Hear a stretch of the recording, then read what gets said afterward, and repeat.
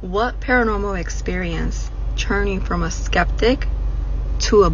Okay, so I'm going to preface this by saying I've never been a skeptic.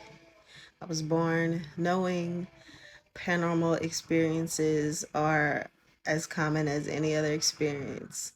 So, needless to say, I have a lifetime of stories. But one of my favorite stories is actually pretty recent. And I really like telling this story with my partner because I feel like people aren't going to believe it. But I'm just going to tell it because it's on my mind right now. And I really want to create a video. So I was in love with this house since I was like 17, and I actually lived in it for longer than I actually wanted to. And I moved out this year, like earlier this year. My bedroom was actually the most active of the whole house, and the house was really big. And I had a little rule.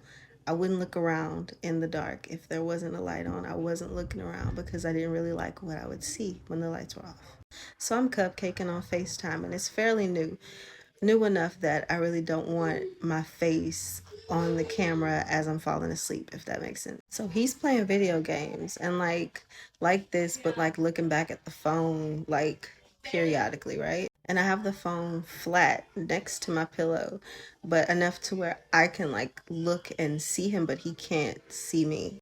So I'm dozing off, but I thought I heard him say something. I'm not really sure what made me open my eyes, but I opened my eyes and I see my eye in the camera. Like I see my face in the camera. And I'm like, how did the phone move? Or like, how is he able to see?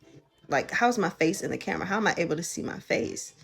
But like, I'm halfway asleep. So I'm like, just kind of confused. So I see him, mind you, he's playing the game. So he's like this and he looks for a second and then like kind of like looks back. And I'm like, if he doesn't say anything, I'm not going to say anything. But I'm watching my face look like this and then like back up into like darkness. So he goes, that was weird.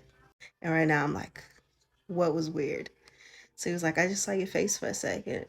And I hopped straight up. I was like, no, you didn't. No, you didn't. We both saw that and that was not my face. But it was my face.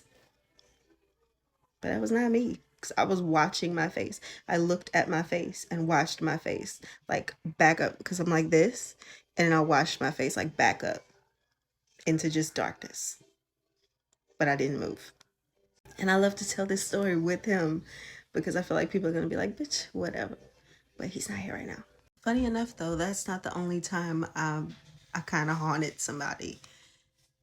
I have a few stories, but I guess I'm haunting a few places already while I'm alive.